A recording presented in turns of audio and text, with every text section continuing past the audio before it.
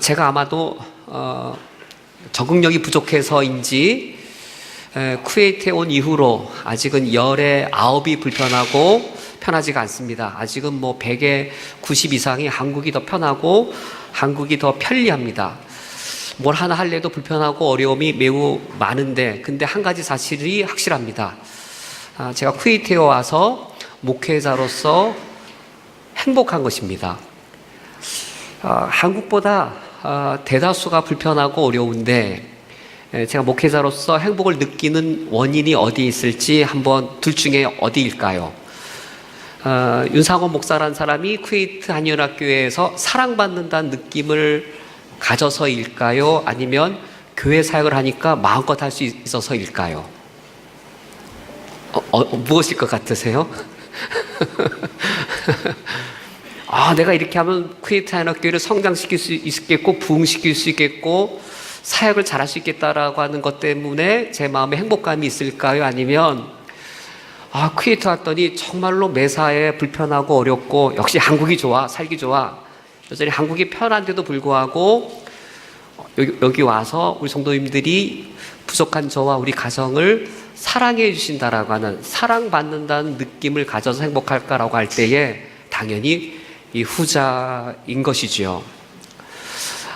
우리 성도님들께서 새롭게 담임 목회자를 작년에 선출하실 때, 뽑으실 때 과연 어떤 기준으로 담임 목회자를 이렇게 여러 후보자 중에 선택하셨을까? 아마 대부분 모든 그리스도인들이 새로운 담임 목회자를 판단할 때 어떤 목사님이 우리 교회를 성장시킬까? 이 목사님이 우리 교회를 부흥시킬 수 있을 것이다 라는 기준이지 않았을까? 아마 그 기준이 가장 중요하고 또 많은 비중을 차지하는 요소가 아니었을까라고 생각하게 되어집니다. 왜냐하면 제가 새로운 교회에 부임할 때 그런 부담감을 갖기 때문입니다.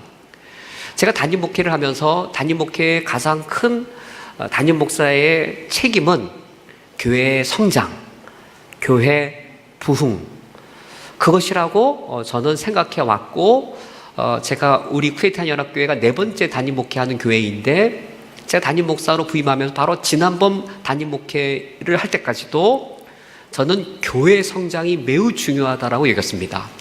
교회 정책을 발표하면서, 교회 정책을 만들어가면서 어떻게 하면 교회를 성장시킬 수 있을까? 어떻게 하면 침체한 교회의 출구 전략을 어떻게 마련을 하고, 이 출구 전략을 마련하려면 무엇부터 쌓아야 되고, 그러므로 이런 정책을 시행하면 교회가 부흥할 수 있을 것이다 라고 하는 그 부분에 저는 아주 우선적인 뜻을 두고 담임 목회를 해왔습니다. 그래서 성장을 했더니 행복한 게 아니고, 그렇게 해서 교회가 부흥했더니 뭔가 만족감이 있는 게 아니고, 뭔가 더 근본적인, 더 뿌리가 된 것을 놓쳐버린 게 있는 것이 아닌가를 생각하게 되었습니다. 교회 성장보다 더 중요한 게 뭘까요? 교회 부흥보다 더 중요한 게 무엇일까요? 교회 성장이라는 두 단어가 만날 때 교회란 개념이 잘못되면 교회 성장이란 개념이 잘못되는 것을 제가 경험했습니다. 교회란 단어와 부흥이란 단어가 만나서 교회 부흥을 이루는데, 교회란 개념이 잘못되면 교회 부흥 자체가 잘못되는 것을 겪었습니다. 그래서 제가 다시 한번 교회 성장, 교회 부흥, 이것을 우리가 먼저 추구하기 전에 더 근본된 게 있구나. 무엇을 물어봐야 될까요? 어떻게 하는 것이 교회 성장을 위한 것입니까? 무엇이 교회 부흥의 정책입니까?를 묻기 이전에 우리는 무슨 물음부터 먼저 해야 될까요? 교회란 무엇인가 하는 겁니다. 무엇이 교회인가라고 하는 겁니다. 교회의 개념과 교회의 본질이 왜곡되어지면 교회의 본질을 무시하면서까지 이루어진 교회 성장, 그것은 참 성장이 아닌 것이죠.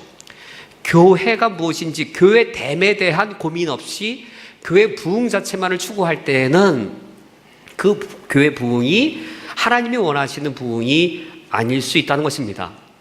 오늘 이제 오후에 교육관으로 옮겨서 교회 정책 발표회가 있지만, 이 교회 정책 발표는 교회 성장을 위한 교회 정책이라기보다도 교회됨을 위한 겁니다. 우리는 교회가 무엇이고 교회 됨됨이는 무엇인지에 대해 우리는 그것을 묻고 확인한 후 그 교회 됨됨이에 우리는 충실하고자 해야 할 것이죠. 이런 교회됨을 교리로 표현하면 그걸 교회론이라고 말합니다. 교회됨, 무엇이 교회인가? 그것을 이제 조지신학에서 교회론이라고 말하는데, 이 교회됨됨이는 우리의 생각보다 훨씬 더 중요합니다. 교회란 무엇인가란 물으면 안 중요한 정도 아니라 중요하다 말할 수 있겠지만, 그냥 중요하다고 말하기에는 너무 부족할 정도로 매우 중요합니다. 교회됨의 중요성을 우리는 종교 개혁을 통해서 알 수 있습니다. 루터, 켈빈하면 어떤 진리를 선포하신 것으로 알고 계시죠?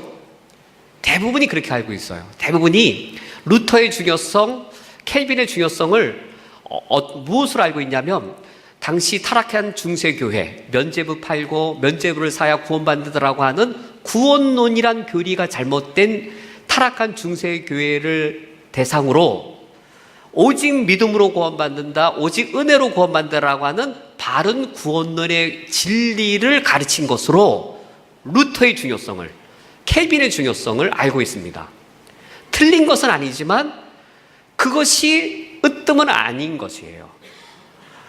구원의 진리가 어긋나서 중세교회가 타락했을 때 면죄부 사유 구원받는 것이 아니라 오직 예수 그리스도의 십자가의 은혜로 믿음으로 구원받는다라고 하는 구원의 교리를 증거한 것이 루터의 공헌이고 켈빈의 공헌이지만, 그게 전부였다면 종교개혁은 일어나지 않았습니다. 종교개혁이 일어난 게 아니라 캐톨릭의 갱신이 일어났을 거예요. 캐톨릭의 갱신이 이루어진 게 아니고, 루터는 캐톨릭을 갱신하려고 했습니다. 그러나 캐톨릭의 갱신으로 이어진 게 아니고, 타락한 교리를 바로잡아서 캐톨릭이 갱신된 게 아니라 무슨 일이 일어났어요? 종교 개혁이 일어나서 교회가 어떻게 됐어요? 교회가 캐톨릭과 개신교로 교회가 둘로 나눠지게 됐기 때문에 종교 개혁인 거예요. 캐톨릭의 갱신이 아닌 캐톨릭 교회와 전혀 다른 새로운 교회가 쪼개져 나가서 새로운 흐름에 구교와 신교라 일컬어지거나 캐톨릭과 개신교라 일컬어지는 새로운 교회가 만들어진 이유가 무엇일까요? 그것은 구원론의 교리가 달라서라기보다도 그 근본 뿌리인 무슨 교리가 다른 것이죠? 교회론. 루터의 교회론, 켈빈의 교회론이 달라서 루터와 켈빈은 종교개혁을 하면서 무엇까지 바꿔야 됐냐면 예배당 구조 자체를 바꿔야 됐어요. 캐톨릭 성당에 가서 보면 예배당 구조가 달라요. 성탄 예식 같은 걸 해야 되기 때문에 캐톨릭 미사를 드리는 거하고 예배당 구조 자체가 달라요. 그 교회 자체가 교회론이 같으면 교회가 쪼개지지 않습니다. 우리 구원론의 교리에 있어서 침례교하고 감리교하고 장로교가 같을까요? 다를까요? 강조점이 달라요. 침례교와 개신교 안에 구원론 내 강조점들이 달라요. 그렇다고 침례교하고 장로교가 다른 종교입니까? 같은 개신교 안에 교리의 강조점이 다르기 때문에 이분들은 감리교고 이분들은 장로교인 거예요. 예지예정이라는 구원론을 말하면 감리교고 절대예정이라는 구원론을 말하면 장로교예요. 구원론의 교리의 강조점들이 달라요. 그렇다고 교회가 개신교 안에 또 다른 교회는 아니에요. 같은 개신교 안에 있는 거예요. 이처럼 교회됨이라고 하는 것은 약간의 중요성이 아니라 이 캐톨릭으로부터 개신교 다른 교회론이 달라서 다른 교회가 되도록 만든 것인데, 지금 우리가 고찰해 볼 건 겁니다. 그 교회됨입니다. 교회됨. 캐톨릭의 교회됨과 개신교의 교회됨은 도대체 무엇이 달라서 갈라지게 되었는가라고 했을 때, 캐톨릭의 교회의 신학적 근거는 사제주의입니다. 사제주의란 제사장 역할을 신부님들만 할 수 있다라고 하는 신학의 원리가 사제주의입니다. 제사장은 신약시대에도 제사장은 신부님들만 제사장이기 때문에 평신도들이 죄를 저질렀습니다. 죄를 범하면 난 제사장이 아니어서 내 죄를 사하려면 내가 직접 하나님께 나아갈 수 없습니다. 내가 지은 죄를 하나님께 회개하려면 내가 제사장이 못 되니까 누가 제사장이라고요? 누구만? 신부님이 제사장이기 때문에 신부님께 내 죄를 고해야 됩니다. 그래야 이 제사장인 신부님이 내 죄를 대신 하나님께 사죄받도록 중간 역할을 할 수 있는 것이죠. 이 사죄주의가 캐톨릭 교회를 교회되게 하는 근본 신학입니다.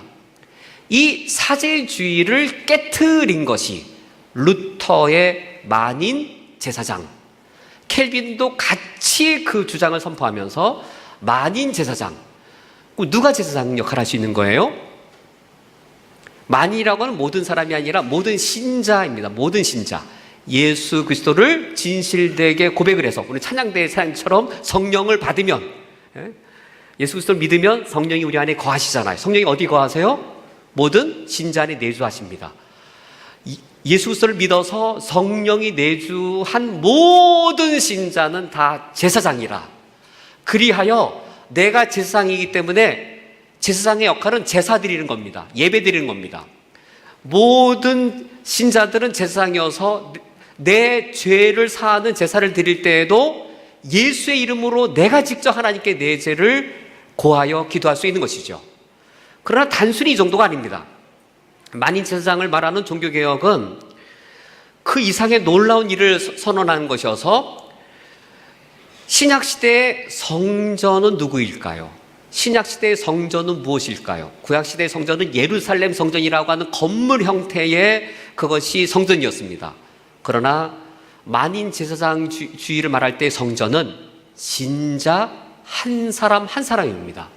성령이 거하시는 거처가 성전인데 성령께서 예수 그리스도를 믿는 우리 한 사람 한 사람 우리 안에 거하시고 내가 성전이고 누가 제사장이죠? 내가 제사장인 거예요. 무엇이 제물일까요? 성전에서 제사장과 제사장이 제물을 가지고 성전 안에서 예배를 드리는 것이죠. 그런데 모든 그리스도인 한 사람 한 사람 자체가 성전이고 그런 성전인 그 그리스도인 자체가 제사장인데 로마서 12장 1절에서 우리를 제사장으로 여기면서 명령합니다. 그러므로 하나님의 자비하심을 명령하노니 너희 몸을 하나님이 기뻐하시는 거룩한 산 제사로 드리라. 이는 너희가 드릴 영적 예배니라. 만인 제사장인 내가 하나님께 제물을 드릴 때 제물이 누구냐면 내 몸 자체가 제물입니다.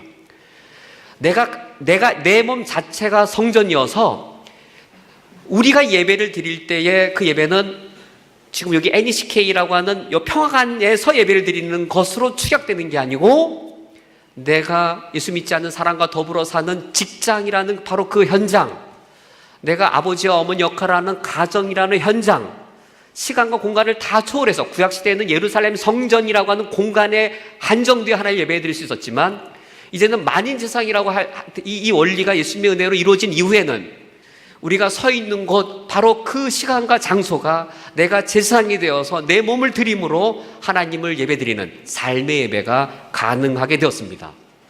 이 만인 제사장 원리가 개신교의 교회됨의 신학적 원리인 것입니다. 여기에 이런 교회론에 이런 교회됨의 강조점이 어디에 있나요? 강조점이 어디에 있는 것이죠? 누가 강조되어져요? 신부님이 강조되어져요? 목사가 강조되어져요? 강조점이 어디에 있어요? 우리 성도님, 예수 그리스도 믿는 신자 한 사람 한 사람에게 강조점이 있는 거예요. 그걸 깨트린 것이 종교개혁이었어요. 이것을 설교하고 있는 윤상원 목사는 제사장이어서 목사와 장로는 높고 이게 아니고 그걸 깨트린 것이었어요. 모든 그리스도인들, 예수를 그리스도로 고백한 순간 성령이 모든 신자 안에 내주하여서 모든 신자가 다 제사장이며 성령의 내주를 경험한 그 한 사람 한 사람 자체가 성전이어서 세상의 곳곳에 정치 영역에, 경제 영역에, 문화 영역에 알주로든 어디 아흐마디든 내가 서 있는 곳에 성전이 되어서 내 삶으로 하나님 예배를 드리는 각 신자가 그러한 삶으로 예배를 드리는 제사장이 되어야 한다라고 하는 그 강조점은 어디에 있는가? 우리 신자 한 사람 한 사람의 강조점이 있습니다. 이러한 만인 제사장의 원리를 가졌을 때에 도무지 이런 종교개혁자들 루터에 의한 루터교라든지 켈빈에 의한 장로교란 이 교는 캐톨릭 교와 함께 있을 수 없어서 종교개혁이 되어졌고 개신교가 형성되어지게 되었습니다. 이런 개신교도 여러 교파들이 있죠. 감리교부터 장로교, 침례교까지 여러 교파가 있습니다. 순서 나열을 어떻게 하죠? 순서 나열을 감리교부터 중간에 누구요? 장로교와 그리고 마지막에 끝에 침례교. 만인 제사장의 원리를 어느 정도 적용해서 정치 제도를 만들었냐에 따라 감리교, 장로교, 침례교라는 교파가 형성되어집니다. 만인 제사장의 원리를 인정하지만 가장 조금 그 교회 정치 원리에 접목시킨 교단이 어디일까요? 제일 힘센, 목회자가 제일 힘센 교단. 감리교 같아요? 장로교 같아요? 침례교 같아요? 감리교입니다, 감리교. 감리교의 감독, 담임 목사님은 아예 그냥 거의 이제 큰 힘을 행하는 거죠.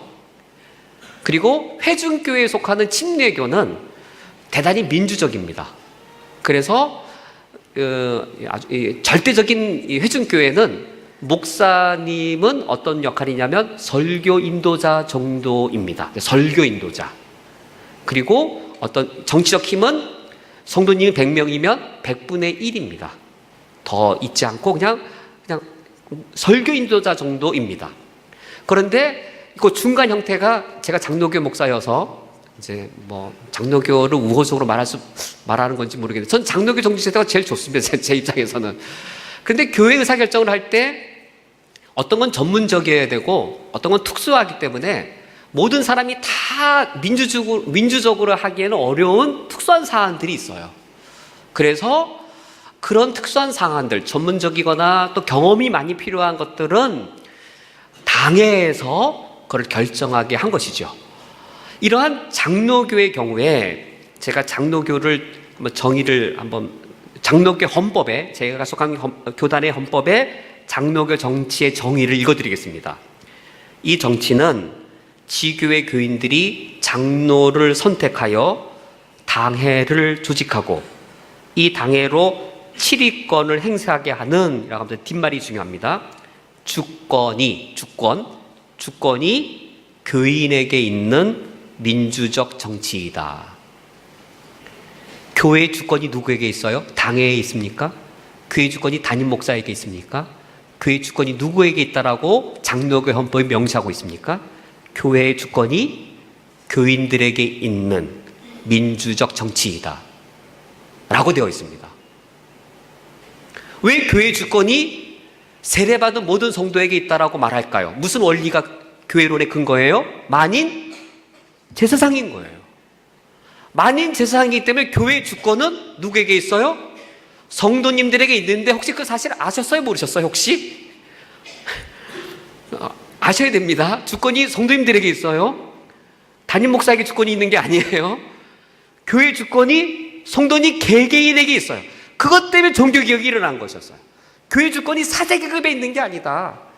사제계급에 있는 게 아니고 구원받은 모든 성도들에게 교회 주권이 있다라고 그 정치 제도를 구현하기 위해서 형성되어진 정치 제도가 장로교이고, 이것은 장로교뿐만이 아니고 모든 개신교가 이 정치 구조에 약간 정도의 차이만 있을 뿐이지 그같이 형성된 것입니다.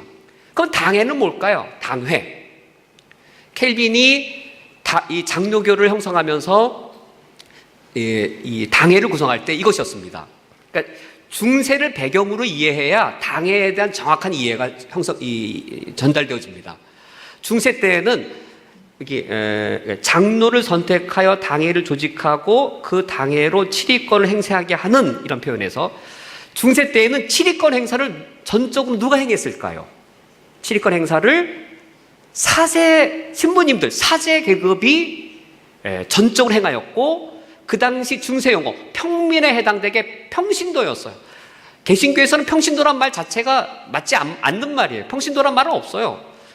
개신교에는 성직자란 말도 가능하지 않고 평신도란 말 자체도 가능하지 않은 말입니다. 캐톨릭에서는 그러나 성직자가 있고 평민과 같이 여겨지는 평신도가 있는 것이죠. 7위권은 전적으로 성직자 그룹, 사제 그룹에게 있었던 그 배경하에 켈빈이 종교개혁을 하고 당회를 구성하면서 사제 계급의 대표로 담임 목회자가 당회에 들어가는 겁니다. 제가 사랑의 교회에 있을 때 부목사가 100명이었어요. 그러면 그 사랑의 교회 당회원 중에 목회자 대표는 몇 명일까요? 오카노 목사님 한 분이었어요.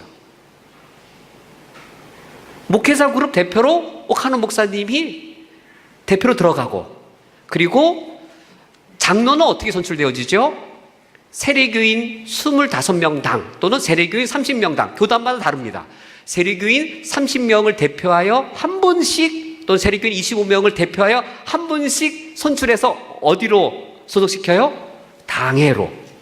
그래서 당회가 모였을 때에는 이 목회자 그룹의 대표로서 담임 목회자와 성도님들의 대표하여 장로님들이 함께 당회를 구성하여 교회의 주권이 성도에게 있도록 민주적 정치를 행하는 것이 당회제도입니다. 전 당회제도가 합리적이고 바르게 운영만 된다면 아름다운 제도라고 생각을 하는데, 오늘날 타락한 한국교회 모습을 보면 당회가 종교개혁 직전에 중세교회 모습을 하고 있어요. 어느 교회는 담임 목사의 교회여서 타락한 중세교회 모습이고, 어느 교회는 장로들의 교회여서 타락하기 직전에 중세교회 모습을 행하고 있어 당회란 말 자체가, 어감 자체가 안 좋은 것이죠. 그러나 본래 장로교의 원리에 따른 그 원칙은 당회는 민주적 정치를 추구하기 위함이었습니다. 그리고 우리 교회도 이 장로교 제도의 조직을 많이 형성하고 있는데, 우리 교회 최고 의결기관은 어디이죠? 우리 교회 최고 의사결정기관은요, 당회가 아니라 당회보다 더 높은 의결기관이 있죠. 공동의회입니다. 공동의회 회원은 누구죠? 자격이 지사님들인가요? 세례받은 모든 교인입니다. 무슨 근거죠? 구원받은 모든 그리스도인이라면 만인제사장이기 때문에, 그래서 공동의회, 구원받은 모든 그리스도인들이 회원이 되어지는 공동의회가 최고 의결기관이고, 그 밑에 당회가 있고 그 밑에 재직회가 있는데, 모든 의결을 이 특징이 뭐죠? 모든 의결을 개인이 하는 게 아니라 공동의회라고 하는 회의를 통하여서 결정을 하고, 당회도 누군가 개인이 결정하는 게 아니라 당회란 회의를 통해서 결정을 하고, 재직회도 우리가 오늘 이제 재직회로 모이죠. 재직회라고 하는 회의를 통해서 의사결정을 내립니다. 이런 교회됨이 무엇을 강조하고 있죠? 두 가지인 것입니다. 구원받은 그리스도인 각자의 중요성과 또 하나가 무엇이지요? 같이 모여서 같이 의논하고 함께 뜻을 모으고 하나의 의견을 도출해내는 각자의 중요성과 각자 이분들이 하나로 뭉쳐지는 하나됨의 중요성을 강조하는 것이 교회됨입니다.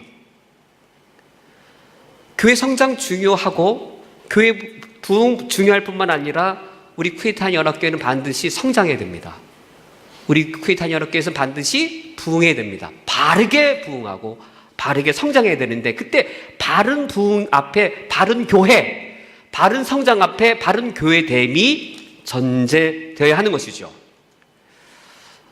이런 교회됨, 신학에서는 이와 같이 만인제사장의 원리로 근거하여 신학에서는 교회됨을 말합니다.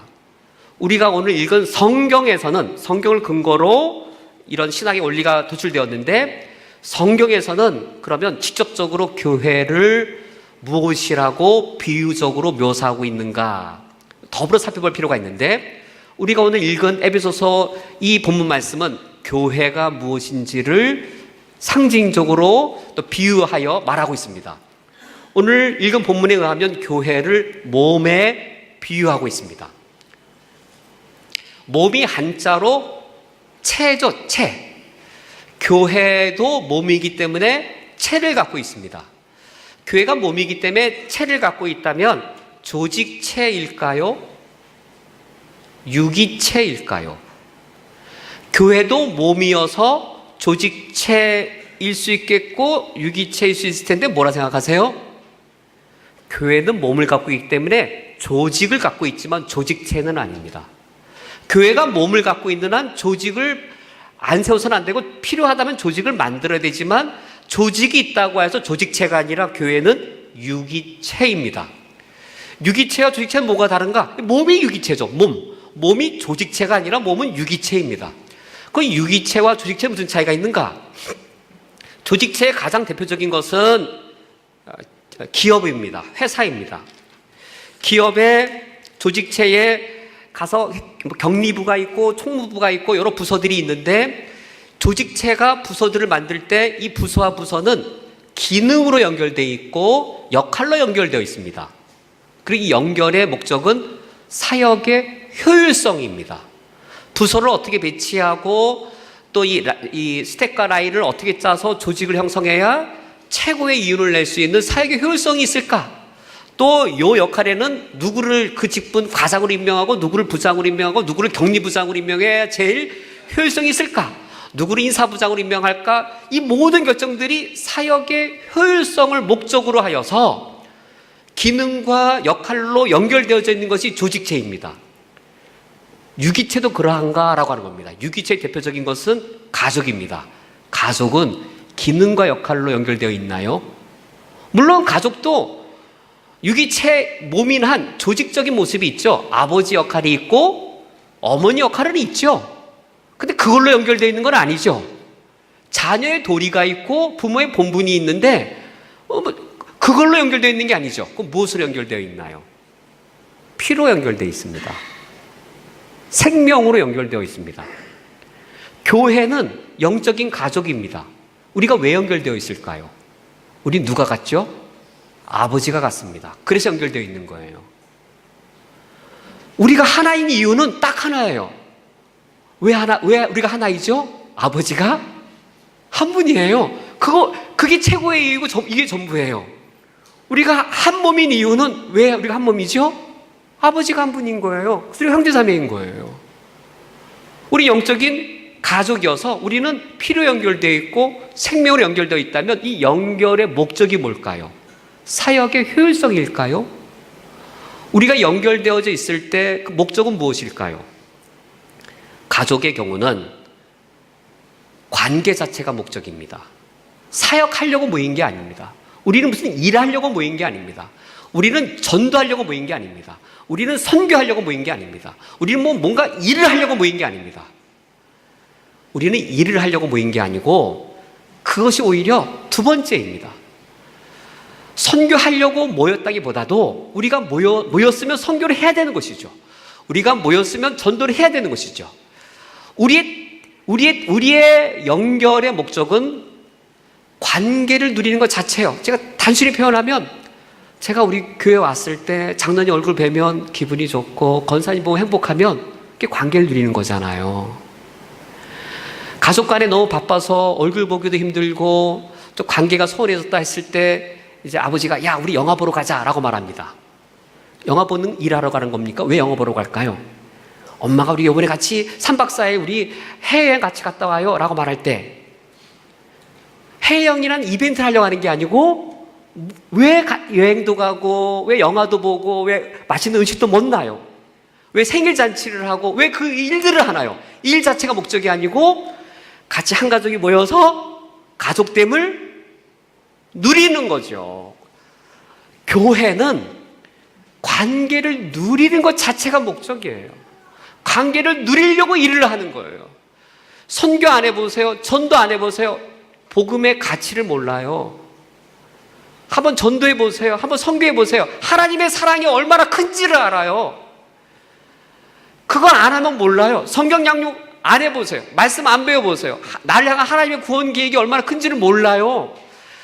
우리의 목적은 뭔가 일을 잘 해내고 뭔가 업적을 이루려고 하는 게 아니고 물론 그게 안 중요하다. 그건 중요하죠. 반드시 해야 되죠. 그러나 더 근본 됨은 교회 됨을 생각할 때 우리는 관계가 목적이고 관계를 누리는 것이 우리의 이유인데, 교회의 큰 모순이 거죠. 일하다가 뭐가 깨져요? 일하다가, 특히 일 잘하려고 하다가 관계를 깨트리거나 심지어 관계를 희생시키면서까지 전도를 하고 관계를 깨트리면서까지 선교 사역을 하고, 그래서 선교는 더 잘하고 전도 열매는 더 많은데 관계는 깨어져 있고 성도들 간에 일하다가 상처투성이어서 원수처럼 보지도 않고, 그거 왜 일을 한 거죠?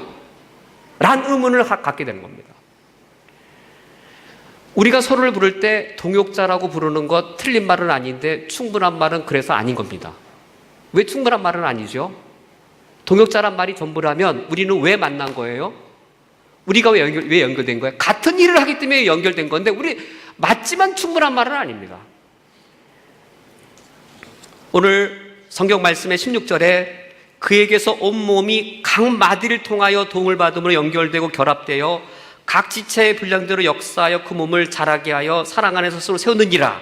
우리가 오늘 읽은 마지막 구절인데, 여기에 각 마디의 중요성, 각 지체의 중요성 한번 보세요. 만인지상의 원리에 따라 내 상상 이상으로 구원받은 그리스도인은 대단한 권리와 능력을 갖고 있어요. 예수 그리스도 믿은 사람이라면 나를 과소평가해서는 안 됩니다. 우리 오늘 찬양대로 예수 그리스도 믿으면 내가 도무지 알지 못할 정도로 성령이 우리 안에 거하신 거예요. 종교개혁자들이 캐톨릭과의 관계를 끊고 개신교를 새로 만들 만큼 예수 그리스도 믿은 구원받은 그리스도인은 대단한 특권과 능력을 갖고 있어요. 만인제사장이에요. 예수님의 이름으로 내가 직접 주님께 나아갈 수 있어요. 나를 가소평가하면 안 돼요. 나는 약하지만 예수 그리스도 믿은 그리스도인은 대단한 특권과 능력들을 갖고 있는데, 온몸이 각 마디를 통하여 각 지체의 분량대로 역사하여, 내가 나를 가소평가해서는 안 돼요. 각 마디를 통하여 무슨 일이 일어나냐면 온몸이 각 마디를 통하여 도움을 받음으로 연결되고 결합됩니다. 나를 가소평가하면 안 됩니다. 구원받은 그리스도인이 나를 작게 여겨서는 안 됩니다. 어떤 성도님 우리 교회의 팔이고 어떤 성도님 우리 교회의 다리일 겁니다. 각 마디를 통해서 몸이 서로 도움을 주고 받음으로 연결되어지는 겁니다. 제가 우리 교회에 왔을 때 사랑받는다는 느낌을 받았습니다. 저는 아직까지도 쿠웨이트가 한국보다 열의 9이 불편합니다. 그런데 행복합니다. 왜일까요? 사역을 해서요? 사역은 제 아내한테 가서 물어보세요. 일이 많아서 사역은 절 행복하게 하는 게 아니고 하나님 아버지 앞에 좀 덜 미안하게 하죠. 하나님도 사역 열심히 한다고. 절 행복하게 하는 것은 성도님들이에요. 내가 성도님들이 사랑받는구나 라는 느낌인 거죠. 각 마디를 통해 서로 연결되고 결합될 뿐만 아니라 각 지체의 분량대로 역사하여 그 몸을 자라게 하며, 우리 몸이 우리 쿠웨이트 연합교회는 성장해야 되고 부흥해야 되는데 그 몸이 자라는 거죠. 어떻게 부흥하고 성장하지요? 각 지체의 분량대로 역사할 때입니다. 각 지체의 분량대로 역사하여 몸이 자라는 겁니다. 여기 각 지체 중에 빠져도 될 지체가 있을까요? 지난 제1기 세가족 훈련 때 한 권사님께서 이렇게 말씀하셨어요. 내가 없으면 안 된다 라는 생각을 버려라. 교회에서 일할 때 나 없으면 안 돼 라는 생각을 버려라. 그런데 이 생각도 버려라. 나 한 사람 내가 없어도 된다 라는 생각도 버려라. 이 두 생각 다 버리셔야 됩니다. 나 없으면 교회 안 돼 라는 생각도 버려야 되지만 어떤 생각도 버려야 돼요? 나 하나 없어도 된다는 생각도 버려야 돼요. 둘 다 버려야 돼요. 담임 목사의 제 역할은 뭐냐면 각 지체의 분량대로 역사하게 하는 겁니다. 성도님 한 분 한 분대로 하나님 구원하신 성도잖아요. 예수님 믿어서 성령 받은 성령인데 보니까 윤상원 목사랑 나는 장로교 목사로 장로교적인데 저 성도님은 순복음교회적이에요. 그럼 제가 역할 안 주면 되겠어요? 어떻게 생각하세요? 근데 성령이 계시는 거예요. 예수님 믿어서. 나랑 스타일이 맞든 안 맞든 그건 상관없는 거죠. 진짜 중요한 건 뭐예요? 각 지체의 분량대로 역사할 때 우리 몸이 성장되는 겁니다. 그렇다면 5가지의 일이 있는데 어떤 탁월하게 은사가 많은 분이 있습니다. 그 한 분에게 5가지 일을 다 몰아줄 때에 일은 신속하고 일은 일관성이 있고 일은 빨리 되고 그래서 결과가 사역의 효율성이 대단히 높아집니다. 이런 한 교회가 있고 어떤 교회는 5가지 일에 대해 서로 하겠다라고 하는 사람이 5분이 자원했습니다. 그러니까 성격도 다르고 은사도 많지 않습니다. 모아서 일하라고 했더니 일의 순서도 달라서 싸우고 맨날 의논만 하고 그랬더니 일의 속도도 느리고 그래서 결과물이 성과가 좋지 않아요. 그래도 그 5분에게 5가지 일을 하나씩 나눠서 맡게 될까요? 우리 어떤 교회가 돼야 될까요? 전자가 아니라 후자인 겁니다. 우리는 조직체가 아니라 우리는 가족이기 때문입니다. 우리는 하나님의 일을 하나님이 하세요. 우리가 믿는 건 그거예요. 하나님의 일은 하나님이 하세요. 윤상환 목사가 아무리 우리 교회 조직을 효율적으로 만들들 영혼 구원할 수 있을까요? 우리 교회 예산 우리 10억으로 한 영혼 구원할 수 있을까요? 10억으로 한 영혼도 구원 못해요. 우리 교회 예산 아무리 효율적으로 써도 영혼 한 명도 못 구원해요. 하나님의 일을 하나님이 하세요. 우리가 하나님의 반복대로 할 때 그때 우리를 통하여 하나님이 하나님의 일을 행하시는 것입니다. 오늘 성경 말씀에 13절 말씀에 하나가 되어 온전한 사람을 이루어란 말씀이 있습니다. 이 말씀을 마지막으로 함께 나누기 원합니다. 하나가 되어 온전한 사람을 이루는 것, 이것이 이번 정책 발표의 목적입니다. 하나가 된다는 말은 여기에 나 없어도 된다라고 말하는 분이 없다라는 거예요. 팔과 다리와 코와 머리가 다 있는데 만약에 팔이 없으면 온전한 사람인가요? 그 말이에요. 이 본문이 하나가 되어 온전한 사람을 이루어. 팔인 부분이 마비가 되어지면 온전한 사람이 아닌 것이죠. 이번 교회 정책의 목표는 교회의 외적 성장을 바라보는 것이 아니라 200명을 300명으로 늘리기 위한 정책이 아닙니다. 200명을 500명으로 늘리기 위한 정책이 아닙니다. 어떤 정책일까요? 200명 성도님 중에 현재 같이 참여하신 분이 20명이라면 200명 중 20명을 50명으로 늘리고 100명으로 늘리고 우리가 다 200명 다 우리 모두가 다 한 몸으로서 함께 다 참여하여서 온전한 한 사람을 이루고자 하는 것이 이번 교회 정책의 방향입니다. 우리 성도님들께서 우리가 온전히 하나가 되어서 온전한 사람을 이루어 주님이 우리를 통하여 하나님의 역사를 온전히 이루시기를 주님의 이름으로 축원드립니다.